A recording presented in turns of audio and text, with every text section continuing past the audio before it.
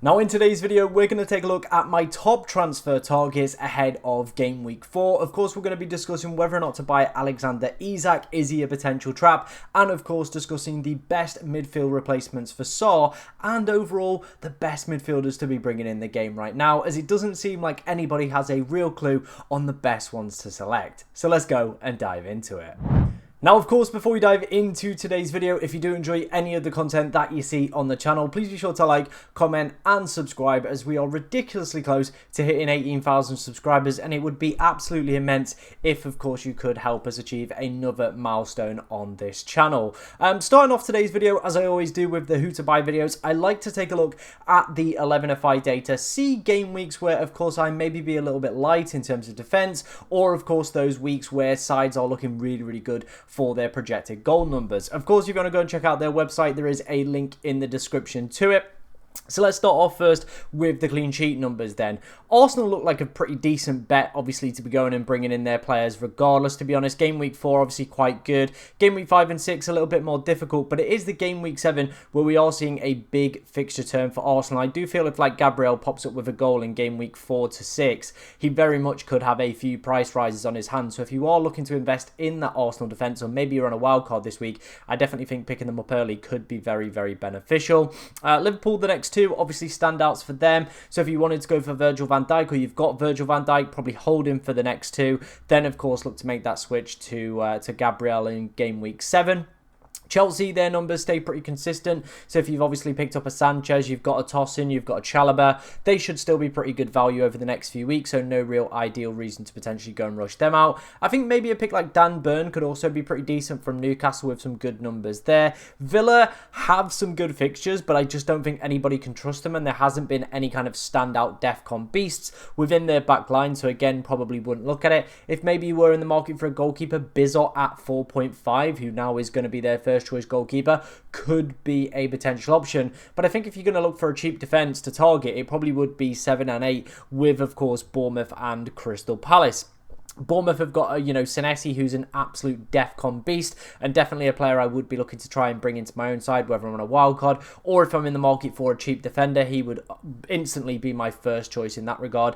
Then you've got Crystal Palace, who've got Munoz, Lacroix, Richards, all absolutely fantastic options. Of course, their standout fixture being in game week 4, but as you can see with the 11FI data, there are still some decent fixtures where, of course, you could go and pick some players up. Looking at game week 5 and game week 6 for Nottingham Forest, that's probably going to be the last 2 weeks. You do hold on to your Murillos, your Milenkovic's, your Nico Williams. After that, you probably are going to look to offload them. Probably be around the time that obviously Arsenal's fixtures turn. So that might be potentially a good point there to hop off these defenders as well. One of the things I did want to talk about is, of course, if you've still got your bench boost left, where might be a good time to do it with your cheap defenders? So I'm looking at Leeds, I'm looking at Burnley, and I'm looking at Sunderland. And if you look across the board here, right, game week 8 is probably the best for Leeds, with a 33% chance there against Burnley.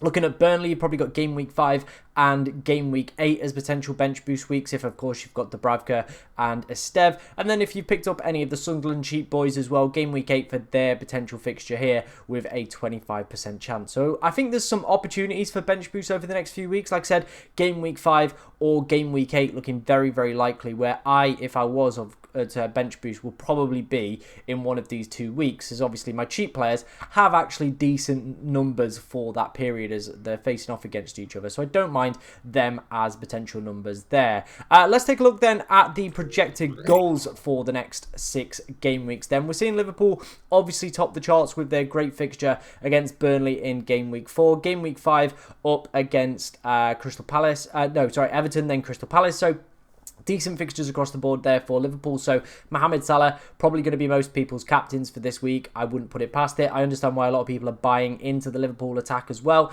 I do just worry longer term what the minutes are going to be like outside of Mohamed Salah. Is there going to be a lot of rotation? Probably, in my personal opinion. If you are thinking about going with Haaland, I think either you go for him this week and suck up the fixture in game week 5, or you wait till maybe a wild card in game week 6 or a free hit in game week 6 as well. I'm personally going to try and free hit in game week 6. We still might wild card. We are keeping the options open to potentially doing that as well. But game week 6, he is the standout captaincy option. We're seeing it with the projected goal numbers here. So that for me is where I am looking to go and get Erling Haaland in. If, of course, you've got João Pedro, or maybe you're thinking about potentially getting João Pedro, I don't mind it. As you can see here, the fixtures are still pretty decent for their projected goal numbers. And come game week 9, there is a really big switch in terms of Chelsea's numbers as well. So that could be an ideal point to potentially go and look to bring back Palmer in. Or, of course, if you haven't bought into the Chelsea attack already, that also could be a pretty decent period. Again, we're seeing that swing for Arsenal around game week 7. Like I said, that is where their numbers are going to have a big uptick.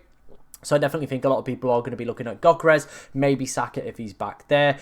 Spurs have pretty decent fixtures across the board for the next 6 game weeks as well. So the likes of Kudus, Richarlison, if you wanted to go down that route as well, all still pretty steady eddies over the next few weeks. And I really like the Bournemouth attack and the Villa attack. I know Villa have been very, very disappointing over the opening few, but I still think, they're going to come good at some point. The fixtures are definitely here. Obviously, that game week 7 being the standout for projected goals. Bournemouth's numbers, a lot of greys on the FDR, but still, I would fancy them. They've been exceptionally good at the start of this campaign, and I don't really see that changing, to be honest. So I think they're a pretty good investment if you wanted to go down that route. And we're also seeing Crystal Palace, if you're on a free hit for this week, with very, very good numbers. So Mateta, of course, always likely to be a pretty decent option there. Those were the numbers from 11ify. Like I said, if you want to go check these out for yourself and some of their other amazing features on their website, I will leave a link in the description for that one. But let's go ahead and dive into some player picks. Now, the first player I wanted to discuss in today's video is going to be Alexander Isak. Now, a lot of people are bringing this guy in after his deadline day move to Liverpool, and I potentially want to talk about why I don't think that's a good idea right now. And maybe if you are thinking about it, one of the reasons or a couple of the reasons why I don't think I would potentially be looking to bring in Isak. Now, I'm not saying Alexander Isak is a bad player, by the way. I don't want to kind of get that confused in the comments. I'm not saying he's a bad player. He's a very, very good player and will do exceptionally well for this Liverpool side. And I do think there will be points this season where he might be a good pick. However, there are a few things that do go against Isak early doors and why I would be recommending you guys don't, of course, look to go for him, because a lot of you already are bringing him in. I think there's like 400,000 transfers already for Alexander Isak in game week 4, and I think a lot of you are going to be potentially disappointed. Now, he hasn't had a pre-season. He's been pretty much excluded from the Newcastle first team. He's been doing individual training. What does that mean for his overall fitness? It probably means he doesn't start in game week 4 or game week 5 for me. There's no real reason for Liverpool to risk their, the British record transfer player against Burnley. There is no reason to do it. So I think he's probably going to sit this one out. He's probably just going to come off the bench, subs bench. Ekitike has kind of been getting subbed around the early 70-minute mark, and I would not expect that to change. I think, Ekitike hasn't put a foot wrong in the opening 3 games, to be honest. A little bit quiet in game week 3, but the whole Liverpool attack were, to be honest. So I don't think there's anything that can really go against him there. But game week 1 and game week 2,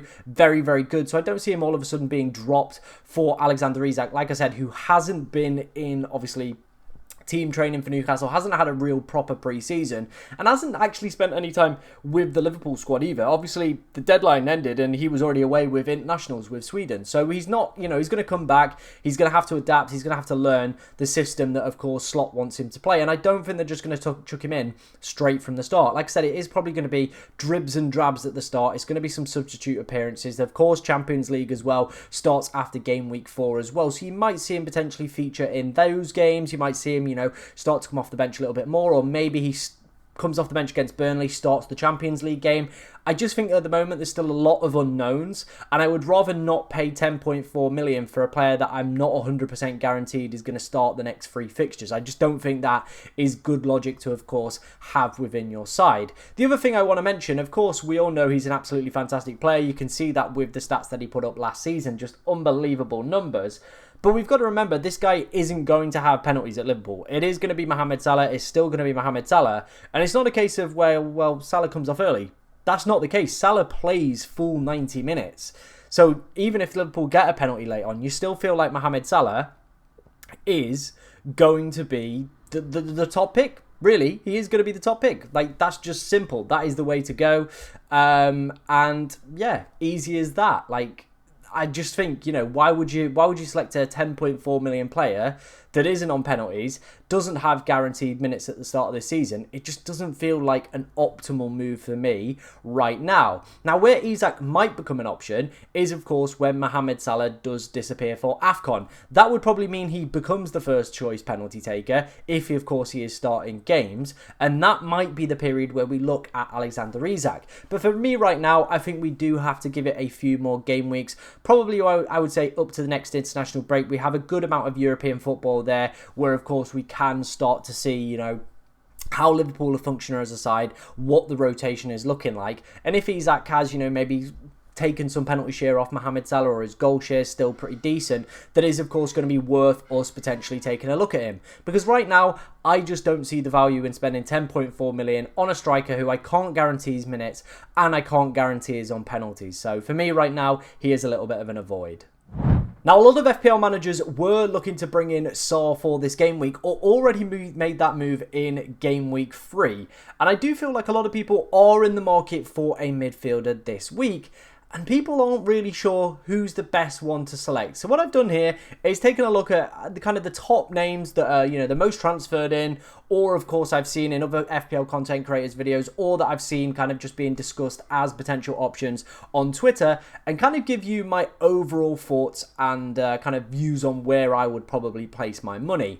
Now let's talk about Anton Semenyo first. Now for me, he is probably the standout of the pick, to be honest. Like, he is the best. If you can afford to go and get him, go and get him. I've said it in pretty much all of my videos. I do feel like he's going to have a Brian and Mbeumo breakout season. The next 3 fixtures are absolutely delicious, especially if you're not on a free hit in game week 6. You get that Leeds away fixture, which is an absolutely terrific one. He's got one of the best expected goal involvement numbers over the opening 3, as you can see on this list as well. And that also doesn't factor in penalties, which quite a few of the other players, of course, have had kind of added to their expected goal involvement value. So you're looking at the likes of Paqueta and Enzo, of course. You've got to factor in 0.75 of their data that you can see there has come from a penalty kick. So none of them for Semenyo there. So I really like him. I like the Bournemouth fixtures that are coming up. I think they're really, really good fixtures to attack. Of course, the 11ify data as well was suggesting that they're going to be pretty decent fixtures as well to target. So I think across the board, yeah, I genuinely really like him as a pick, and I think if you've got the money, he will be the standout and kind of the template go-to pick for a lot of FPL managers. Currently just under 30% owned. I think he's only going to increase over the next few weeks with some great fixtures coming up. Enzo, there has been a lot of discussion over the international break, whether or not he, earned that penalty, whether or not he was always going to take it, whether or not João Pedro gave it. There was nothing kind of on the broadcast or on the highlights that would suggest that would be the case, that João Pedro gave it to him. But there are reports from people in the ground saying that, yeah, that's why he shushed everybody in the stadium, because they were booing and stuff like that. So, yeah, it's just kind of one of those where nobody really knows. But I don't think it matters too much anyway, because if we're led to believe what Maresca said pre-international break, Cole Palmer should be back in game week 4 anyway. So that probably devalues Enzo as a pick straight off the bat if he is going to be losing penalties. However, he is an absolutely fantastic box crasher. He is one of those players that will just casually just keep chipping along, and is playing for one of the top attacking sides within the league for me this season.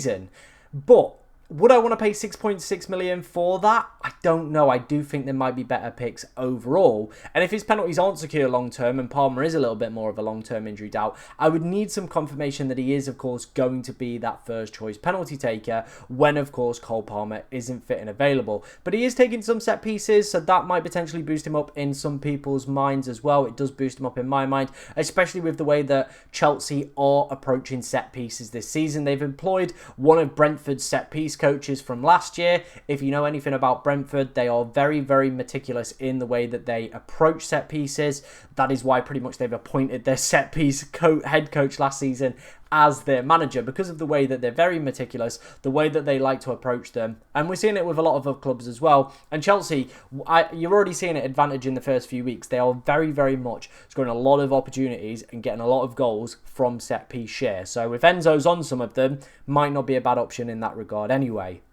Kudus, I think, like we said with the 11ify data, the Spurs fixtures are there. The big concern for me is there is absolutely zero expected goals coming out of this guy. I think it's like 0.06 he's created over the opening 3 game week. So it's purely going to be assists. And if you look at the last 2 games as well, I think it's like 0.8 and 0.7 expected goal involvement out of those last 2 games. So not ideal numbers for a player I really want to be buying into, to be honest. So that does concern me when, of course, I am looking, you know, I need this guy to be ticking along. There's plenty of other options who could, of course, do better. And I'm looking at it and I am a bit concerned about the overall attacking numbers that he is putting up. And I do think maybe we give it a few more weeks and Xavi Simons is on the scene, looking really good, has set piece share as well because he is a prolific corner and free kick taker. And at 7 million, I think he could be the better option. So I'm not going to jump into Kudus yet.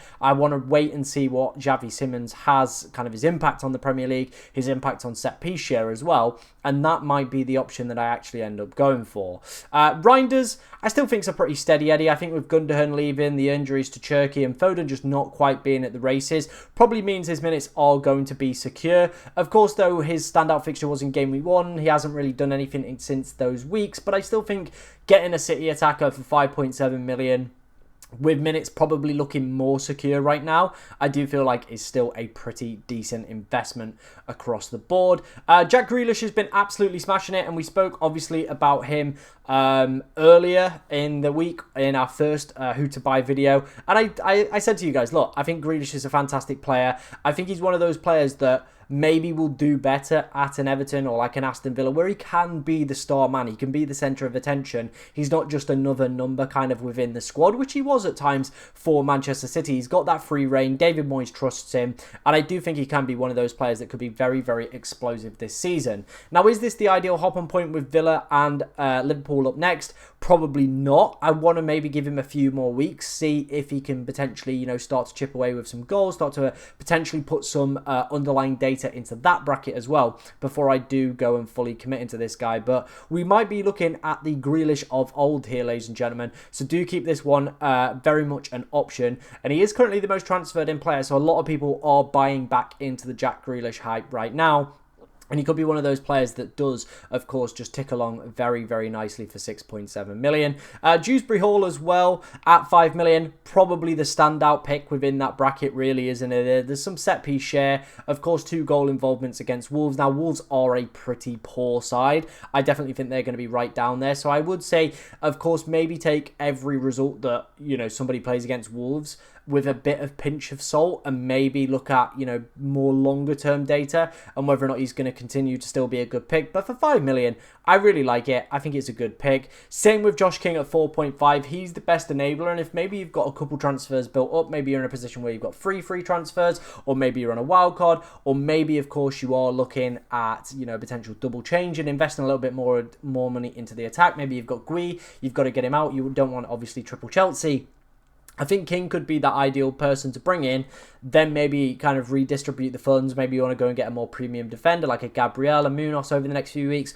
Or, of course, if you want to, you know, go and get yourself like a Mateta, a João Pedro, maybe up to Thiago at 6 million and potentially give yourself a bench boost option in the next few weeks as well, then I don't mind it. I really, really don't mind bringing in King. I think he's going to be one of the best enablers at 4.5 if his minutes, of course, do continue to be very, very good. Now, my ideal replacement probably would be Paqueta. I think he's got like the mini kind of Bruno vibes to him. Very much a very good player, creative, can hit DEFCON, nearly hit it in 2 weeks back to back already. Has the penalties. And I think this season's probably going to be a little bit different. Obviously had a lot of the legal disputes kind of hovering above his head last season. So really couldn't get down to the Paqueta we saw the season prior to that, where he was obviously, you know, touted for an £80 million move to Manchester City. This year feels like it could be his redemption arc season, and he could be getting himself back to those levels. And I always like a player that does have penalty share. That is one of the reasons that I invested in Tielemans in my squad. I was like, look, they've got the fixtures. If he can get some penalty share, I would, love to obviously jump in on that one as well. But right now, Paqueta has that penalty share. The problem is he just does play for West Ham, who don't look a great side over the opening few weeks. So there is that to, of course, factor in. Like I said, though, the midfield bracket doesn't feel overall like there's some kind of standout picks. I think there's maybe 1 or 2 that are leading the way. But I think realistically, you could probably end up with, you know, a few of these. Some might shine, some might disappoint. I think it is really difficult to obviously predict which ones are going to do well over the next few weeks. Some could absolutely smash it. Some could be very, very disappointing. Potential traps. I am looking at Grealish in that regard over the next few weeks, with him, of course, being the most transferred in player. It is very much a curse that usually whenever the player is the most transferred in, they blank. It's probably going to happen to Grealish in Game Week 4, isn't it now?